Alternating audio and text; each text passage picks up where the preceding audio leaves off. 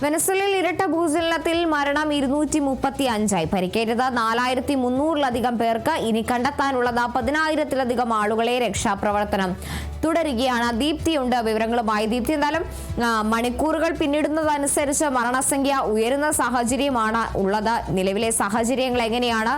പുറത്തേക്ക് വരുന്ന വിവരങ്ങൾ സംബന്ധിച്ചുള്ള കാര്യങ്ങളും. തീർച്ചയായും കാർത്തു, നമുക്ക് ഇപ്പോൾ ലഭിക്കുന്ന വിവരം അനുസരിച്ച് 235 പേർ മരിച്ചുവെന്ന സ്ഥിരീകരണമാണ് ഇപ്പോൾ വരുന്നത്. ഈ ഒരു അന്താരാഷ്ട്ര മാധ്യമങ്ങളടക്കം റിപ്പോർട്ട് ചെയ്യുന്നതനുസരിച്ച് ഈ ഒരു 235 മരണസംഖ്യയാണ് ഇപ്പോൾ സ്ഥിരീകരിക്കുന്നത്. അതോടൊപ്പം തന്നെ 4300ഓളം ആളുകൾ പരിക്കേറ്റ് ചികിത്സ തേടിയിട്ടുണ്ട് എന്ന വിവരമാണ് നമുക്ക് ലഭിക്കുന്നത്. ഇപ്പോൾ മരണസംഖ്യ ഇപ്പോൾ കാർത്തു സൂചിപ്പിച്ചപ്പോൾ തന്നെ മരണസംഖ്യ ഉയരുന്ന ഒരു സാഹചര്യമാണുള്ളത്. ഇനിയും നിരവധി ആളുകൾ ഈ ഒരു കെട്ടിട അവശിഷ്ടങ്ങൾക്കിടയിൽ കുടുങ്ങിക്കിടക്കുന്ന ഒരു സാഹചര്യമാണുള്ളത്. നമുക്കറിയാം, ഈ ഒരു വെനസ്വേലയിൽ ഇന്നലെയാണ് ഈ ഒരു അപകടമുണ്ടായത്, ഈ ഒരു ഭൂചലനം ഉണ്ടായത്.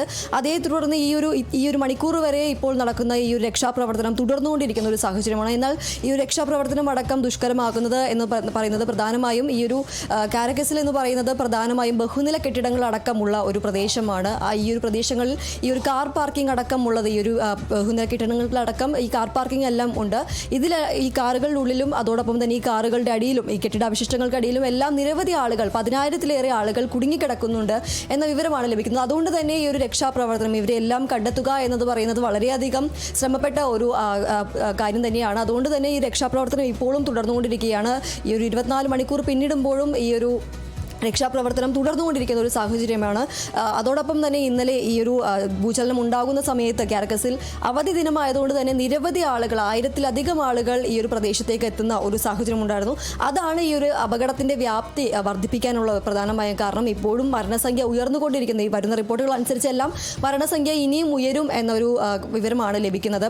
നമുക്കറിയാം, ഈ ഒരു വെനസ്വേല എന്ന് പറയുന്നത് സാമ്പത്തികമായും അതോടൊപ്പം തന്നെ ആഭ്യന്തരമായും ഒരുപാട് പ്രതിസന്ധികൾ നേരിടുന്ന ഒരു രാജ്യമാണ്. അതുകൊണ്ട് തന്നെ മറ്റ് ലോകരാജ്യങ്ങളുടെ എല്ലാ ലോകരാജ്യങ്ങളുടെയും ഒരു പിന്തുണ വെനസ്വേല അഭ്യർത്ഥിക്കുന്ന ഒരു സാഹചര്യമാണുള്ളത്.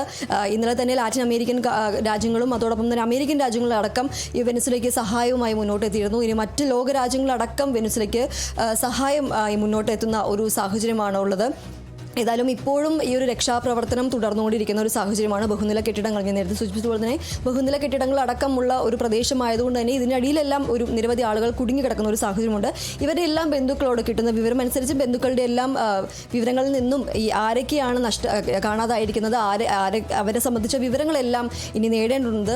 ഇവരുടെ ബന്ധുക്കളിൽ നിന്നും എല്ലാം വിവരങ്ങൾ ശേഖരിച്ച് ഇപ്പോഴും ഈ ഒരു കാണാതായവരെ സംബന്ധിച്ച് വിവരങ്ങൾ തെരച്ചിൽ തുടർന്നുകൊണ്ടിരിക്കുകയാണ്. അതോടൊപ്പം തന്നെ നമുക്ക് ഈ ഒരു വെനസ്വേലയിൽ നിന്നും വിവരങ്ങൾ ലഭിക്കാൻ ഈ ഒരു സമൂഹ മാധ്യമങ്ങൾക്ക് അതുപോലെ തന്നെ മാധ്യമങ്ങൾക്കടക്കം ഒരു നിയന്ത്രണമുള്ള ഒരു രാജ്യമാണ്. അതുകൊണ്ട് തന്നെ ഈ ഒരു വെനസ്വേലയിൽ നിന്നുള്ള വിവരങ്ങൾ ലഭിക്കുന്നതിന് ഒരു ബുദ്ധിമുട്ടുണ്ട്.